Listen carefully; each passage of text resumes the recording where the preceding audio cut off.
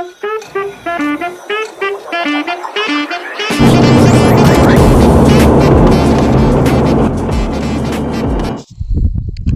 Guys, welcome to my new blog. তো আমি এখন আছি চেন্নাই সেন্ট্রাল স্টেশনে, আর এখন বাজে ভোর 4:30। গরম গরম চায়ের সঙ্গে আজকে ব্লগটা স্টার্ট করছি। আজকে আমার যাত্রা হচ্ছে কলকাতা। তো এখন আমি চেন্নাই সেন্ট্রালে আছি। সেন্ট্রাল থেকে কিভাবে এয়ারপোর্ট পর্যন্ত যাব, সেন্ট্রাল থেকে জাস্ট সোজা গেট থেকে বেরিয়ে আসবেন আপনারা। বেরোনোর পরে দেখতে পাবেন এখানে একদম সামনেই 2-3 মিনিট জাস্ট লাগবে। চেন্নাই সেন্ট্রাল থেকে বেরিয়ে আসার পরে দেখবেন এখানে অনেক বাস, ট্যাক্সি, অটো সব পাই যাবেন। তো বাসে আর অটোতে গেলে অনেক টাকা খরচ হয়ে যেতে পারে, ট্যাক্সিতে বা ক্যাবে। তো আমি যাব মেট্রোতে করে। মেট্রো এখান থেকে জাস্ট 2-3 মিনিট লাগে। চেন্নাই সেন্ট্রাল থেকে বেরিয়ে আসার পরে সোজা হাঁটলে জাস্ট 2 মিনিট লাগে। তো আমি আজকে মেট্রো করেই যাব। ভোরবেলায় তাই কত পাবলিকের ক্রেজ।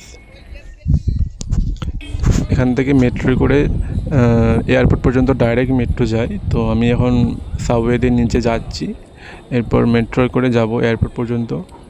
তো অনেকে কনফিউজ থাকে যে চেন্নাই সেন্ট্রাল চেন্নাই স্টেশন থেকে কিভাবে এয়ারপোর্ট যাবে। যারা ক্যাবে যায়, ক্যাবে অনেকেই অনেক টাকায় চলে যায়। সবথেকে সহজ উপায় হচ্ছে মেট্রো করে যাওয়া। আমি এখন মেট্রো করে যাব। সকালবেলা পুরো মেট্রো স্টেশন পুরো ফাঁকা, মনে হচ্ছে যেন আমি একাই যাব।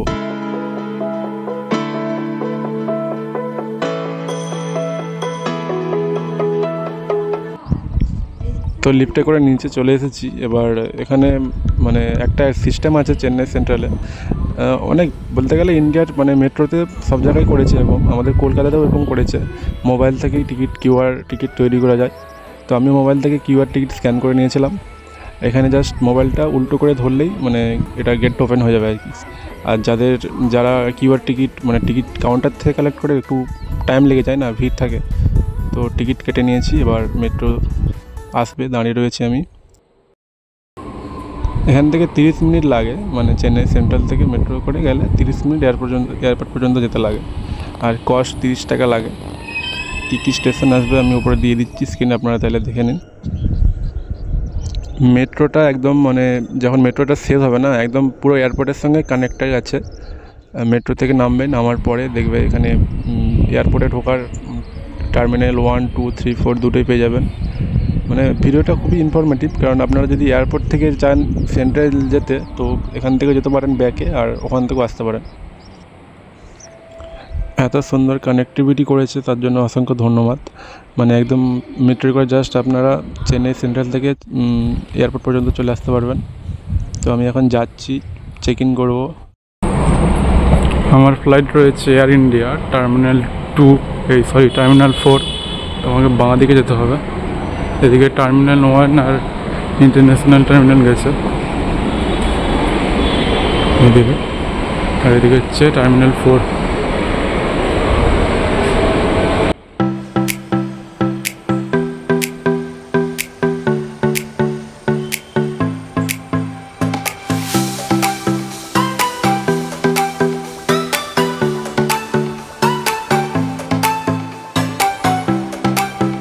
মনে হচ্ছে যেন আমি একাই যাচ্ছি, আর কেউ নেই। তো এখন এখানে সিকিউরিটি চেকিং চলছে। সিকিউরিটি চেকিং জাস্ট যে আপনি এটা আপনার আইডেন্টিটি জাস্ট চেক করবে তারপরে।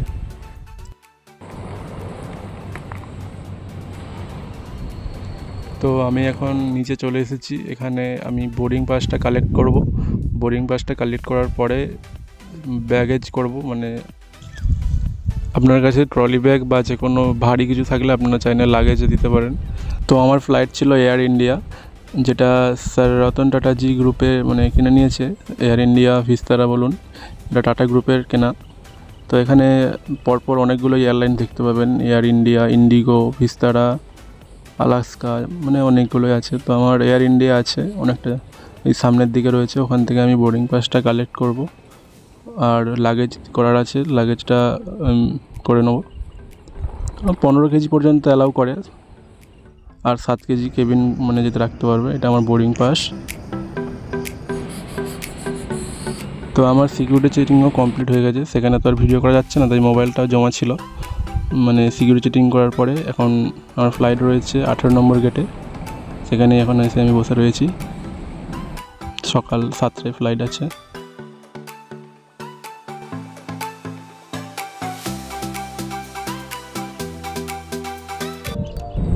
এয়ার ইন্ডিয়াতে ফার্স্ট ট্রাভেল করব। এর আগেই ইন্ডিগোতে গেছিলাম, তো প্লেনে আমি ফ্রন্ট সিটই নিয়েছিলাম, মানে ফ্রন্ট মানে গেটের সামনে আর কি, যাতে বাইরের দৃশ্য দেখতে পাই। এখন প্লেনটা টেক আপ করবে, প্লেনের ওপরের দিকে একটা কেমন ফগ টাইপের বেরোবে, মনে হচ্ছে যেন আপনি আকাশের মধ্যে আছেন, মানে আকাশের এটা ভেতরে আসছে, এরকম একটা অন্যরকম লাগে একটা। তো এখন টেক আপটা এনজয় করো, টেক আপটা জাস্ট এখানে হবে, টেক আপটা এবার।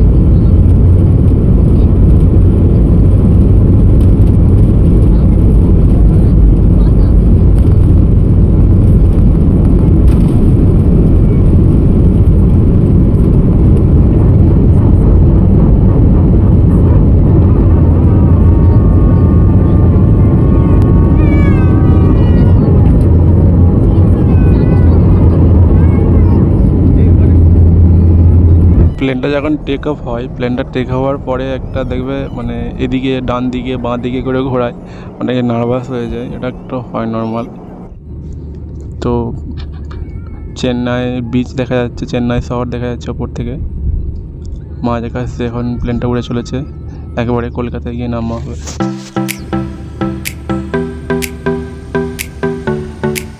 এই ফ্লাইটে ফ্রি মিল ছিল, তো মিল হিসেবে একটা ভেজ মিল দিয়েছে।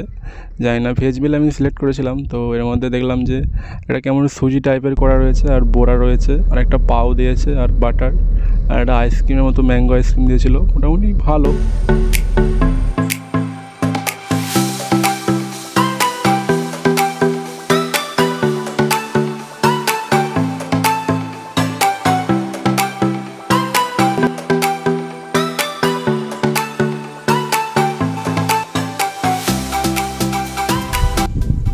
আমাদের ফ্লাইট ছিল 7টায়, আর 9টায় নামানোর কথা ছিল, 9:20-তে। তো দেখলাম যে প্রায় আধা ঘন্টা আগেই নামিয়ে দিয়েছে।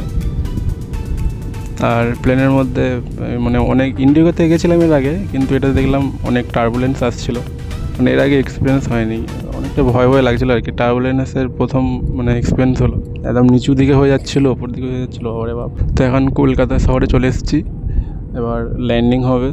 ওপর দিয়ে দেখা যাচ্ছে একটা নদীর মতো, এটা ঝিল বা কি বোঝা যাচ্ছে না, কিন্তু দেখা যাচ্ছে ওপর দিয়ে।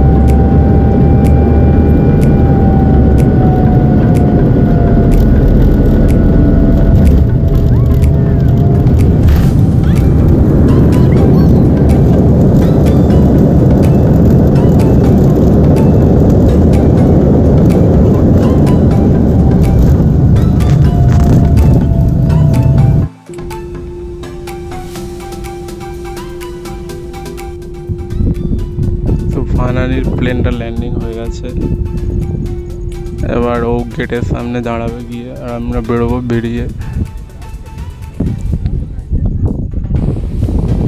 ট্রেন থেকে বেরিয়ে গেছি, এবার আমার লাগেজটা কালেক্ট করব। তো আমার লাগেজ দিয়েছে 6 নম্বর বেল্টে। তো অনেকক্ষণ ধরেই প্রায় দাঁড়িয়েছিলাম 6 নম্বর বেল্টের কাছে, দেখলাম যে আমার লাগেজটা আসছে না।